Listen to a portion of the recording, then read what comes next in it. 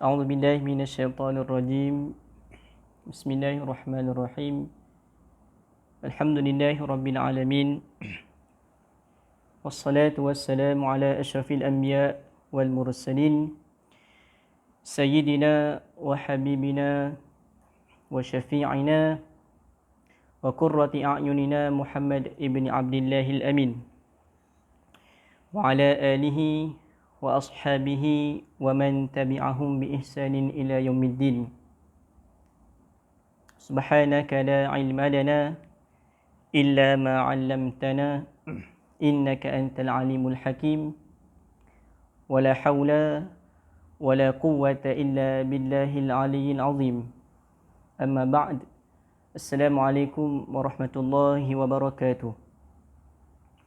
Alhamdulillah, pertama dan selamanya marilah kita merafakkan setinggi kesyukuran kepada Allah Subhanahu wa taala kerana pada kali ini kita dapat sama-sama berkumpul dalam satu majlis ilmu, dan mudah-mudahan dengan asbab kita berkumpul pada hari ini kita akan diberkati oleh Allah Subhanahu wa taala dan dosa-dosa kita diampunkan oleh Allah Subhanahu wa taala, dan seterusnya amalan kita ini dicatat dengan amalan yang baik untuk kita bawa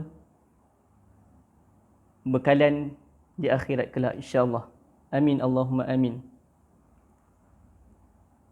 Baik tuan-tuan yang dirahmati Allah sekalian, pada kali ini saya akan berkongsi dengan tuan-tuan yang dirahmati Allah sekalian dan juga sidang penonton firman Allah Subhanahu wa taala dan juga tafsiran ringkas daripada ayat-ayat suci Al-Quranul Karim daripada ayat 181 hingga 184 surah Ali Imran.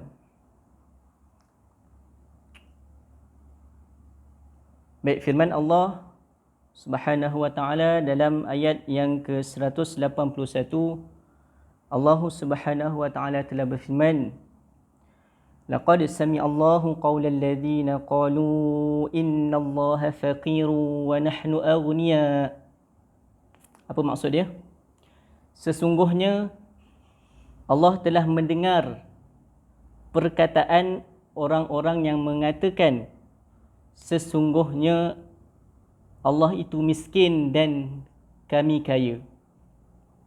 Tuan-tuan yang rahmati Allah sekalian, ayat ini Allah Subhanahu wa taala merujuk kepada golongan manusia yang berusaha untuk memahami Al-Quran dengan pemahaman yang salah ataupun dengan timbangan neraca yang salah, maka fahamannya juga akan menjadi salah.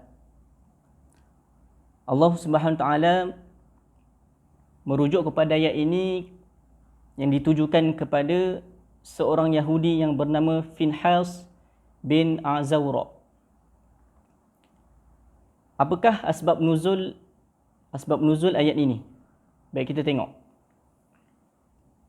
Pada satu ketika Sayyidina Abu Bakar As-Siddiq radhiyallahu anhu wa ardah telah menemui si Finhas ini tadi atas sebab-sebab yang tertentu.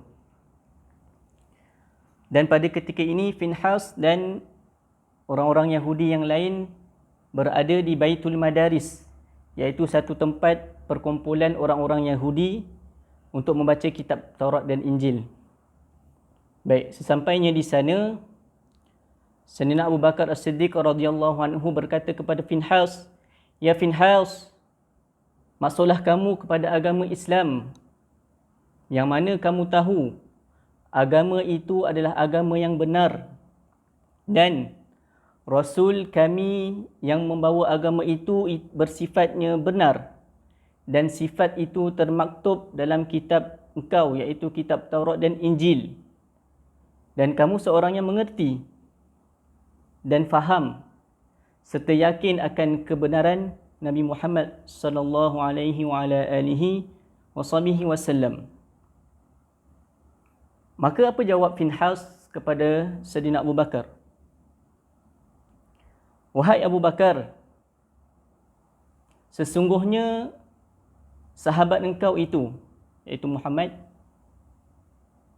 telah mendakwa bahawasanya Tuhannya itu meminta hutang, maka Tuhan kamu itu adalah miskin kepada kami, iaitu merujuk kepada firman Allah Subhanahu wa taala pada suratul Baqarah ayat 245 yang berbunyi, man dzalladzi yuqridullaha qardan hasana fayudha'ifahu lahu ad'afan katsirah. Maksudnya, siapakah di antara kamu yang mahu menghutangkan kepada Allah ataupun memberikan pinjaman kepada Allah dengan pinjaman yang baik atau hutangan yang baik, maka akan dibayar oleh Allah Subhanahu wa taala dengan berlipat kali ganda. Jadi Finhas meneruskan lagi perkataannya. Kau tengok Tuhan kau meminta hutang kepada kami. Engkau punya Tuhan miskin.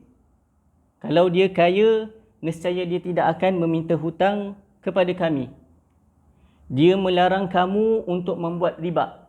Ini dia melarang kaum muslimin untuk membuat riba. Sedangkan kami dibenarkan untuk membuat riba. Kalau dia kaya, dia tak akan benarkan kami membuat riba.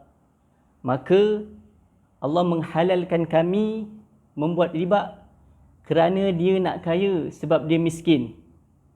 Itu perkataan yang telah dikeluarkan oleh Finhas. Maka setelah mendengar perkataan tersebut, Sayyidina Abu Bakar As-Siddiq tidak dapat menahan amarahnya, lalu menampar Finhas tadi sehingga berbekas. Lalu apa kata Sayyidina Abu Bakar? Wahai musuh Allah, demi jiwa aku yang di dalam genggaman Tuhanku, iaitu Allah. Jika tidak ada perjanjian damai antara kaum muslimin dan engkau Yahudi, maka sekarang aku dah tebas batang leher engkau. Itu kata Sayyidina Abu Bakar. Maka Finhas tadi tidak puas hati. Dia terus menuju kepada Rasulullah sallallahu alaihi wasallam untuk mereport tentang apa yang telah diperbuat oleh Sayyidina Abu Bakar As-Siddiq tadi.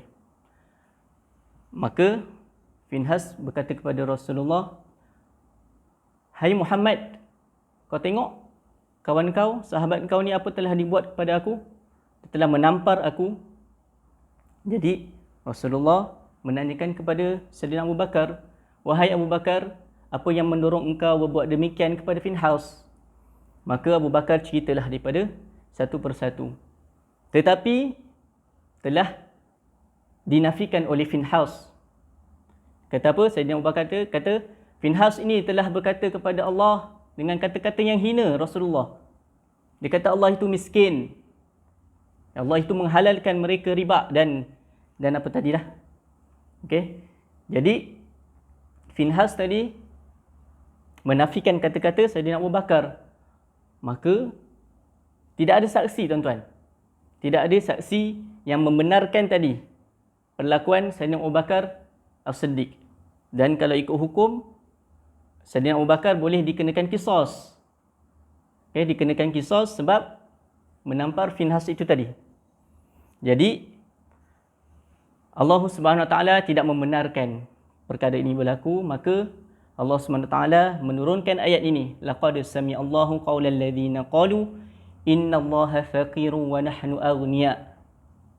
Iaitu apa tadi? Sesungguhnya Allah telah mendengar perkataan Finhas itu tadi yang mengatakan sesungguhnya Allah itu miskin dan kami kaya. Baik, itu asbab nuzul untuk ayat 181. Saya lanjutkan lagi. Sanaktubu ma qalu. sanaktubu ma qalu. Apa maksudnya sanaktubu ma qalu? Maka kami akan mencatat. Maka kami akan mencatat perkataannya. Okey, di sini pengajaran yang kita boleh ambil bukan sahaja perkataan Finhas tadi yang dicatat. Perkataan kita semua akan dicatat oleh siapa? Malaikat Raqib dan Atid. Dan firman Allah Subhanahu Wa Taala dalam surah Qaf, "Ma yalfidhu min qaulin illa ladaihi raqibun atid." Maksudnya apa?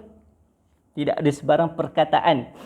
Tidak ada sebarang perkataan ataupun perbuatan yang dilafazkan, yang dilakukan oleh manusia, melainkan di sisinya ada malaikat yang sentiasa mencatat. Baik, itu sanaktubu ma qalu. Seterusnya saya lanjutkan, wa qatlahumul anbiya'a bighairi haqq. Dan perbuatan mereka yang membunuh nabi-nabi tanpa alasan yang benar. Ini satu lagi perbuatan yang sangat hina, perbuatan yang sangat dimurkai oleh Allah Subhanahu Wa Taala, iaitu golongan Yahudi. Daripada dulu mereka telah sampai kepada mereka rasul-rasul yang membawa kenyataan atau membawa mukjizat yang benar, tetapi apabila mereka tidak berpuas hati dengan rasul-rasul tersebut atau nabi-nabi tersebut, mereka akan membunuh nabi-nabi tersebut. Ini antara perangai Yahudi. Baik. Waqatlahumul anbiya'a bighairi haqq. Seterusnya Allah SWT berkata, wa naqulu dzuqu 'adzabal hariq. Kami akan mengatakan kepada mereka, rasakanlah kalian azab Allah SWT yang membakar. Okey, wa naqulu dzuqu 'adzabal hariq itu. Seterusnya, dzalika bima qaddamat aydikum wa anna Allaha laysa bizallamin lil 'abid. Okey, dzalika bima qaddamat aydikum wa anna Allaha laysa bizallamin lil 'abid. Azab yang demikian itu, maksudnya azab yang demikian itu adalah disebabkan apa? Disebabkan oleh perbuatan tangan kamu itu sendiri.